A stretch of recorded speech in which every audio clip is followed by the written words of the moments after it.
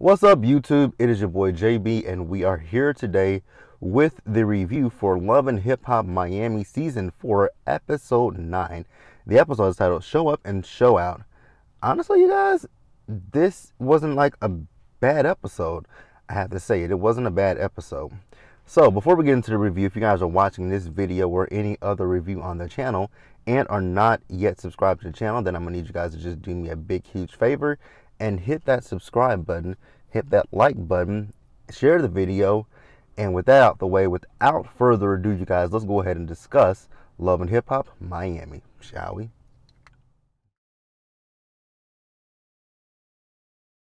All right, you guys, so I don't know where I'm going to start up at. It was a funny episode, I will say that.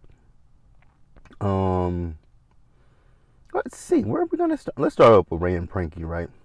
So we see Princess, and she's getting ready to walk in this this swimwear, fashion show out there in Miami, and so I noticed that they invited some of the cast members, and that was the thing that I think I touched on before with Love and Hip Hop in general, right? Well, with Atlanta, the issue with Atlanta was they focused heavily on, to me, it felt like they focused heavily on the New York people, the people who came from New York, like Yandy, Mendices, and Eric and Safari, right? Instead of focusing on the newer cast members like Rennie Rucci, Young Baby Tate, and Amara the Great. With Miami, I noticed that the cast members, they didn't interact with each other. Their scenes were just about them and whoever, their people that they're filming with, right? So I don't know what, I think that might be be the issue with VH1 in general right now, except for Black Ink Crew. Now, I didn't watch last week's episode of Black Ink Crew, and I haven't watched this week's yet either. I did see the preview for next week's episode, and I think I might review that, but this week we're not reviewing Black Ink Crew. So that's what I was saying. We saw Ace Hood and Sheila. Ace and Sheila were there at the swimwear fashion show. Ace and Sheila and Neri. We saw Neri and Noriega, and also we saw, who else did we see? Flo. So the question that I do have about this is, does anyone know when this show was filmed? Well, I know when you can kind of get the general guise of when it was filmed if you go off of Trina's scenes, right? But I know that they don't always put the scenes together in the days that they actually happened, or the months even, right?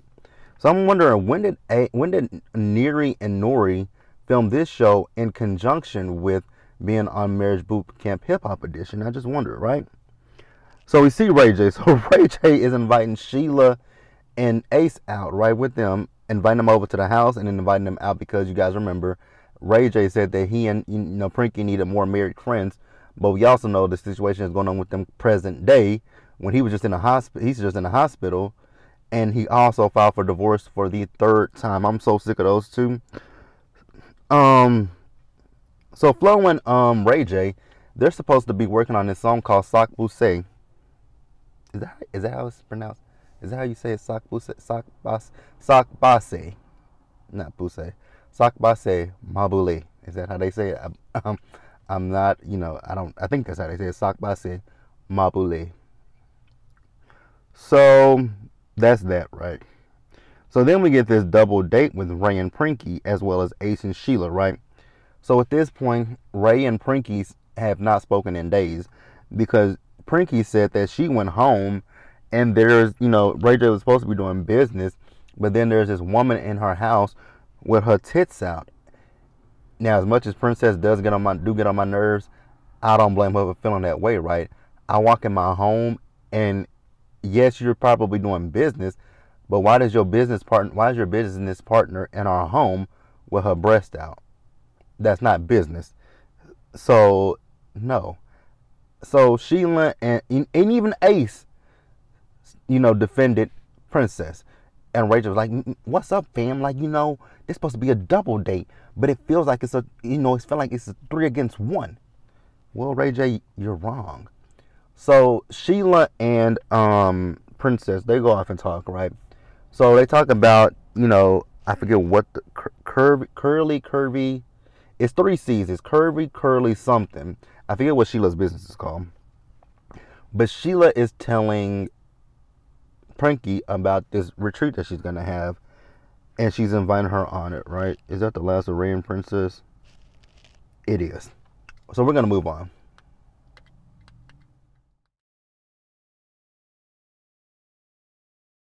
Alright, you guys, so next up, we're going to talk about Trina before we get into Amara and Flo. Because Amara scene and Flo scenes, they are soap operas in the making. So, Trina. This episode, Trina is preparing for the verses. You guys remember, she had the verses with Eve about maybe a month or two ago. That was just recent too, when she had that verses with Eve. It wasn't July, because they took a break. That's probably August. That's at least August. July. It's at least July. And I think it's August, though. I believe it's August, if I'm not mistaken. I think it was August when she did that verses with Eve. I missed the verses, so you guys can let me know who you think showed up and showed out in the verses. I don't know. I intended to watch it, but I actually literally forgot about it, right? I do know that they weren't in person. They did have an in-person thing, right? But I know Eve was over in London, and Eve was in London. Trina was in Miami. So I do know that part, right? That they did it was semi-virtually. I will say though, with verses, that is the one thing that I do I still like verses, and I still watch verses. But what we originally got during the pandemic, I actually miss that a lot more, where it was just an intimate setting, especially like the the Babyface and Teddy Riley. Oh my God, I will never forget that one. That was the funniest one. The first one, when Teddy Riley kept having all them technical issues. Oh my God, it was hilarious. Everybody like, Teddy, just play it from your damn phone. You don't need a live band. And then everybody was like, why do you have a band? Like, we don't see no social distancing. So I actually miss the earlier setups of the verse. I really do. I mean, I like what they have now, where it's like a concert. I do like that, but I just miss the earlier verses, where it was just the two artists. They would be on Instagram Live. But you know what? I noticed that, it really took a change when that app Triller got involved. That's when things started changing. But hey, that's neither here nor there. So Trina is talking about her set list, right? Now, with verses, they have to have 20 songs. They play 20 songs. So the first half they play 10, and then the second half they play 10, right? What was Trina's 20? Can somebody please let me know what her track list was? Because they were arguing about her track list. Now, I got where Trina was coming from when she said she didn't want to play a new song, because people are not gonna know what her new music is. So I got her when she said that. But I'm still thinking about, what are Trina's? I got an ass so big like the sun. Hope you got a mouth for a dick I want to run. Slap it in my face, shove it down my throat. Nigga, I can make I know how to. I can spin around and keep still inside. That's my song. I love that song. I love that song. Did they play that? What is the name of that song? What is the name? That's my shit. They used to play that all the time in the club back in my heyday. Or going to the club, I used to love that song. So they did not even invite Trick. I'm like, how do y'all not? This is what happened earlier in the season when y'all went to Atlanta. Y'all didn't invite Trick. So now here it is, versus, y'all didn't invite Trick. With a versus, versus here and as of late. Let's just say as of late, when it comes to the verses, the artists, if they have big features, they will bring the artists that they had some of their biggest features out with. Now, going back to the original setup, no, they wouldn't do that. But now lately, when they with the open, even what? Because even with Gladys Knight and Patti LaBelle, they were in person. Gladys Knight and Patti LaBelle were in person, right? But I don't know if there were people around them. That was a good versus, right? Like, I'm cool. I was cool with them in person. I like the in person too, but I really like the original setup. I even like Brandy and Monica's because it was just them. No audience, no nothing. I guess that might be what it is. I don't like that. There's an audience now. I guess that might be why I don't. I still watch the verses, but I guess that might be why I'm kind of slowly tuning out. Because even with Escape and SWV, I don't. Well, I think they might have been in front of. Well, no, they had their friends and family, which that's different, right? I don't know. So yeah, so okay, still talking about Trina. So I will say, so Corey, one of Trina's managers. Now at this point, I'm tired of the managers. I'm really tired of her team. I'm tired of her team. But I'm also looking at it like, I'm like, some of this, yes, Trina has some kind of blame in it. Some of this falls on Trina as well, right? Some of this falls on her as well, because even if they gave you the wrong call time, like with call times, because you're talking about it takes about 4 or 5, which I know it takes a good time to get your hair, your makeup, and everything done, right? Why not, if you know, say someone says, hey Trina, you got to be at this gig, you got to be at this event at 1 o'clock. That means you need to get up extra early. They be like, okay, if it takes you 4 hours, yeah, that means you need to be up in the early hours of the morning getting your hair done and your makeup done, so that way by 1 o'clock you get there, you ain't gotta have all you gotta do is get your mic situated, get everything situated. You ain't gotta be worried about that hair and makeup. But hey, whatever. So Corey went down to Trick's restaurant. I will say that Trick's food looks really good. So Trick's, Corey's telling Trick that they need him at the versus. Trick is like, nah, man. Like, y'all forgot about me in Atlanta. Me and Trina work together every day, and she ain't even look over and say nothing to me. He was like, and if DMX was here, you better bet your ass Eve would have hit him up and said something, asked him to come. So Trick said no, he wasn't coming, but at the end of it, Trick did show up, which I didn't know. But they showed it. He showed up, and it is what it is. Let me know what you guys. Actually, tell me, guys, about if you guys watch the verses. Please tell me, what hits did Trina play? I know Eve's hits. What hits did Trina? I know some of Trina's hits. I just don't know 20 of them. That's the thing. I just don't know 20 Trina songs. I mean, unless you count some of her features, because she did that. She did a few features. She did some features with Kelly Rowland. She's done some with Kelly Rowland back, and see. She done Kelly Rowland, because that was a shit. The song that she did with Kelly. She did do a song with Kelly, right? Child, let's move on. I'm rambling at this point. All right, guys. I don't know who to talk about next. You know what? Let's deal with Amara. So Amara is shooting her video for her song. Move it there, move it there, move it there, move it there, move it there, move it there, move it there. Move it there, move it there, move it there, move it there, move it there. Move it there, move it there, move it. Like, y'all know that song. Never heard it. Actually, I have not heard it. I've heard every song of hers except for that one. But okay. So Amara is kind of much like Candace from Real Housewives of Potomac, right? Amara is an independent artist, so Amara is paying for this video shoot and everything. So Bobby comes down to see her. Now, it's interesting, right? Because in the last season 3, she and Bobby weren't that cool with each other, right? They were going at each other. But they cool now, right? So then Amara tells Bobby that, about her and Alan, and that she's pregnant. And I was like, are you really pregnant? And I'm not being funny when I say that, you guys.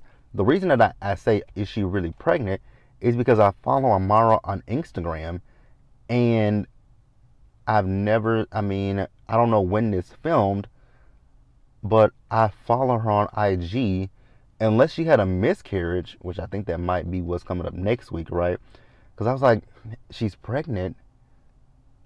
I'm like, but I follow her on Instagram, and but I do know that these celebrities and reality TV stars, they do when they do get pregnant, they do post old pictures that they've taken of themselves to throw people off of them being pregnant. Cardi B has done it. I think what's her name? What's that little Jenner girl name? What's that little girl's name? Kendall, Kylie. I think that's who it is. I know one of them Jenner girls has done it. So it's not uncommon, right? But I was like, okay. But I'm like, this is her storyline at this point, right? That was the thing. I'm like, this is her storyline. And to this day, I still don't see, I don't see why you would still be posting, pictures of you post-pregnancy.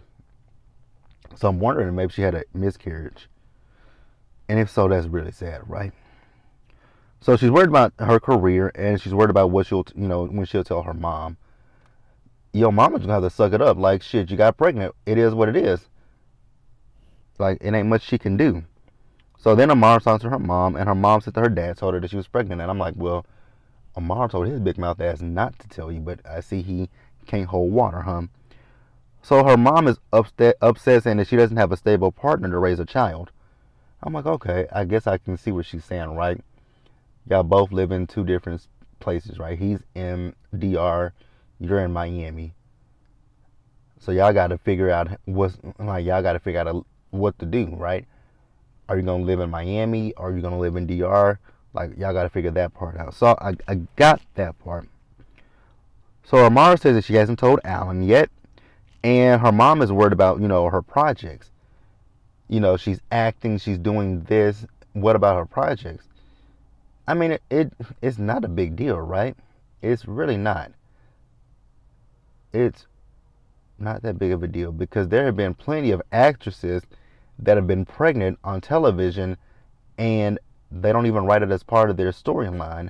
Like Tika Sumpter with Tyler Perry. I don't think they never wrote her pregnancy with her daughter. They never wrote that in. They can just shoot you. They can just shoot you from a certain vantage point, so that way they don't have. So that way they never see your stomach, right? So it's not like 1950. It's not the 1950s and the 40s, right? Like with I Love Lucy, it's not like that where they literally. I mean, and even then, when Lucy was pregnant in real life, they did a terrible job covering it up. They just put her in big, bulky clothing, and you could still tell she was pregnant. Until they finally revealed that she was, the character Lucy was pregnant. Because I think she was pregnant before the show said she was pregnant. But hey, and then her mom said she should have consulted her. I'm like, for what? That is her body. Why she need to consult you? What? I need to consult you about getting pregnant? No, mama. But let's move on and wrap up.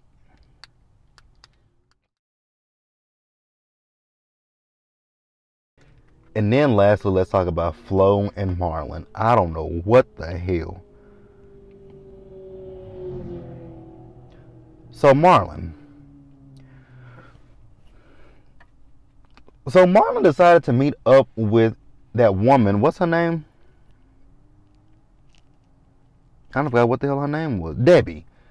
So Marlon met up with Debbie. And you guys know Debbie. Debbie is the woman that told Gaye that Marlon cheated on Flo with her. And then Gaye went and told Flo. And Flo confronted Marlon. And Marlon said it wasn't true, right? But now Marlon is meeting up with this woman. I'm like, Marlon, if it wasn't true, what you meeting up with this woman for? Like, what you trying to do? And then my thing is with this woman, Debbie. You saying he went down on you, right? And he cheated on you with his wife, but you know he's married. Why are you meeting up with him? Like, 2 + 2 1 adding up to 4. It was equaling 5 or 6 or whatever. Because nothing that this Debbie woman was saying in this scene made a lick of sense to me. So, where are we at? She's talking about how she's uncomfortable with him if you're uncomfortable, why did you come? Talking about he's sending her text messages, talking about he misses her, then he's setting up massages for them. Ma'am, you literally was talking to Flo on the phone saying that he was cheating on her with you, and you felt bad. But here you are meeting up with him, and he told you he missed you. Why? You don't feel that uncomfortable. And then Marlon is telling her that she should not have told Gaye. But she was like, Gaye is my girl, and I'm going to tell her. I'm like, oh my God. This is stupid. Now, this was stupid. Like, none of this made sense, right? So then she says, I don't trust you. I don't trust you. Again, you don't trust him, but yet you met up with him. Like, again, 2 plus 2 just not adding up to 4. It's equaling 6. So then she's like, I'm going to call Flo. What you going to call Flo for? You're still in the wrong, ma'am. You're literally meeting with her husband. Flo should beat your ass. So then Flo was on her way to the studio to work on Sac Passe with Ray J, randomly. So on her way there, randomly, she gets the phone call from Marlon, and Marlon is finally saying that he did cheat on her with Debbie. I'm like, really? Really? Who is now? You know, I know. Rox is talking about this, right? Like, who's producing this show? I have looked at the ending credits, right, of the show. It does have Mona Me Productions, but it also has it's MTV production, but they still give Mona Me credit in there, right? So I'm wondering who is really producing this. I don't know, because it still has Mona Me on there, but it also says MTV Productions. Now I know that when they fired Big Fish, that they said it would be produced in-house. They need to find a new production company, because MTV is not cutting it. They need to go find, Shed Media. They work with Shed. They work with Shed Media for Basketball Wives, and Shed Media does a pretty good job with reality TV, I feel. Okay.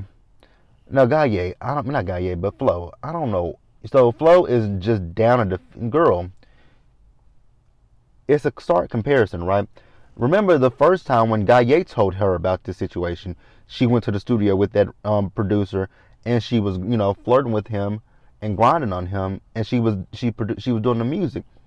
But now in this sense with Ray J, oh my God, it's just so much. And then she tells Ray J about her marital issues. I'm like, you are telling the wrong person about your marital issues. The wrong person. So then we see Flo. She goes to see Marlon. She goes off on him. And he's talking about he lied to her because it wasn't the right time to tell her the truth. But now is. So you pick and choose when it's the right time. Okay. And then she tells him she's done with the relationship. Flo, whatever. I ain't got much for it. With Flo, I'm not mad. I'm not upset with Flo, right? Because I think Flo did, when she said he cheated on her, I think she did forgive him, right? But now Gaye has brought this to her, so that's why she's so upset. So I can't really say, why did you decide to stay with him if you couldn't forgive him? Because I think she did forgive him, but it just happened again, unfortunately. But that's the episode, you guys. Let me know what you guys thought about it. Leave your comments in the comment section below and subscribe to the channel and hit the notification bell button so you guys are notified when I drop anything else. Share the video when it's the next one. Stay safe. Take care of yourselves. Remember to wash your hands, wear a mask, socially distance, be blessed, and I'm going to catch you guys later. Bye, guys.